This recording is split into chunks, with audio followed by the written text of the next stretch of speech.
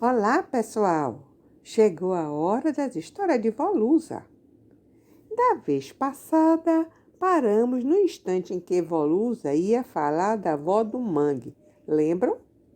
Pois agora vamos ficar sabendo quem é essa tal de vó do mangue e ver tudo que tem no manguezal. Janaína tinha perguntado quem era a avó do mangue e Vó Lusa respondeu assim. Dizem que a avó do mangue é uma velha, bem velha, ranzinza, uma preta toda enrugada e esfarrapada, que tem só uma perna, usa sempre um lenço na cabeça e cachimbo ou charuto na boca e... É a mãe ou a mulher ou a irmã de Saci Pererê? Perguntou Mário. Realmente, Mário, a avó do mangue parece mesmo a versão feminina do Pererê, o Saci de Saias. Só que enquanto ele protege as matas, ela protege o manguezal, onde mora e é vista em certas noites de lua. Uma lenda conta que ela era uma menina que se perdeu dos pais quando mariscava e foi morar com Caipora. Depois de velha, nas noites de lua cheia, ela vai para o mangue onde grita reclamando dos mosquitos. Eu acho que ela é uma velha coroca, Duda disse, fazendo graça. Vó Lusa riu e prosseguiu. Pode ser, Duda, mas ela protege o manguezal. Costuma castigar sem dó nem piedade aqueles que devastam a vegetação do manguezal ou matam os animais que ali vivem. Fica furiosa e faz com que fiquem desorientados e se percam no meio do mangue. Eu acho que a gente devia voltar para casa. Esse manguezal está muito cheio de coisas, falou Matilde receosa. Ui, quanto medo, meu Deus! Ivana zombou. E tanto a mãe da lua quanto a avó do mangue só aparecem em noite de lua e ainda é de manhã, gente. Lembrou Janaína e Vó Lusa rindo esclareceu. E a avó do mangue só castiga quem prejudica o manguezal e, ao contrário, costuma ajudar a quem procede bem ou lhe dá algum presente. Muitas vezes ensina o caminho de volta a quem se perde no manguezal.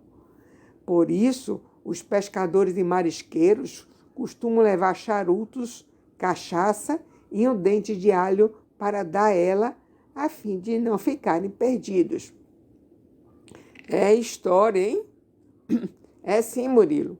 Muitas histórias que enriquecem a nossa cultura.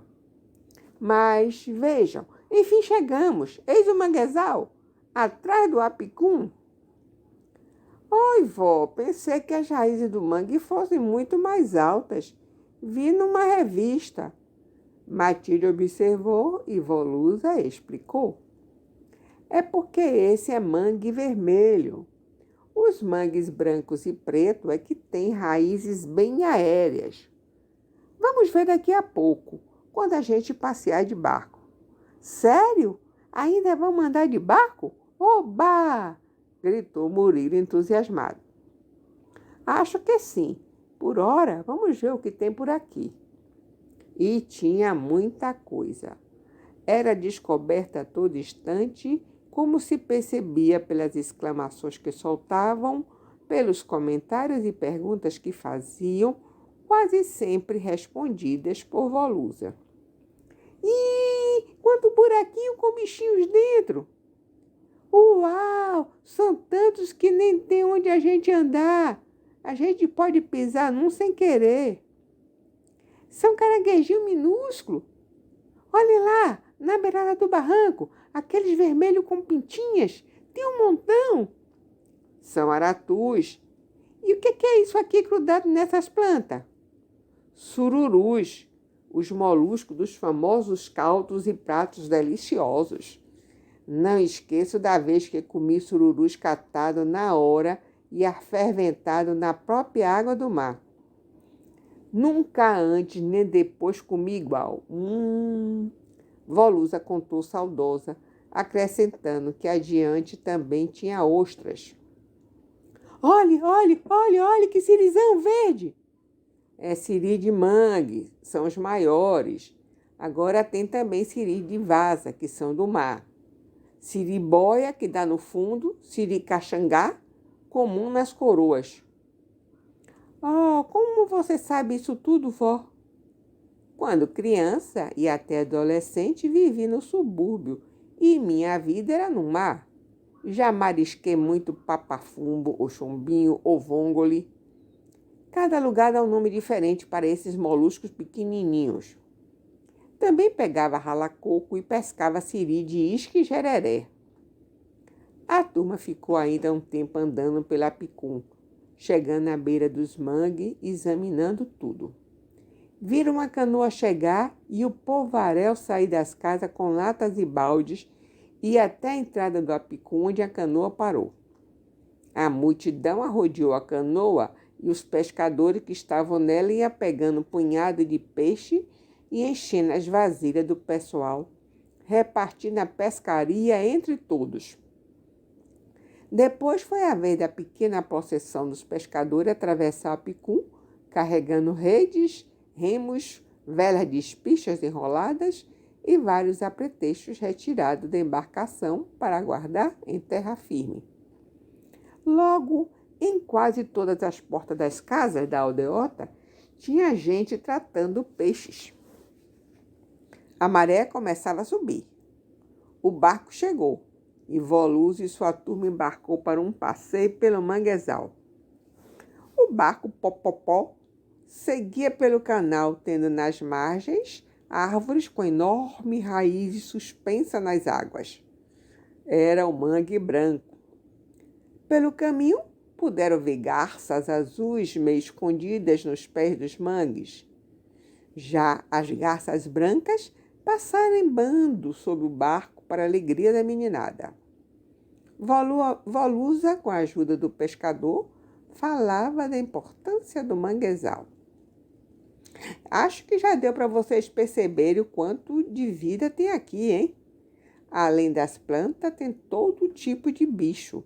Camarões, caranguejos, siris, ostras, sururus, insetos, sapos, cobra, gaivota, garças, urubus, flamingos, gaviões, raposa, mão pelada, o cachorro do mangue e por aí vai. O manguezal é um berçário natural. Aqui nascem e se criam a maioria dos nossos peixes e muitos outros animais. A maioria dos alimentos que o homem captura no mar nasce ou depende do manguezal para crescer. Puxa, avó, que legal! A professora já tinha falado na escola sobre o manguezal, mas vendo é outra coisa, Janaína comentou. Verdade, toda aula devia ser assim. Aí a gente aprendia de verdade. Mara enfatizou e todos concordaram. Quem presta atenção preso naquela sala com o professor a falar sem graça, um bocado de coisas distantes? E vocês sabiam que o Brasil dispõe das maiores áreas de manguezais do mundo? Rapaz, esse país tem tudo, né?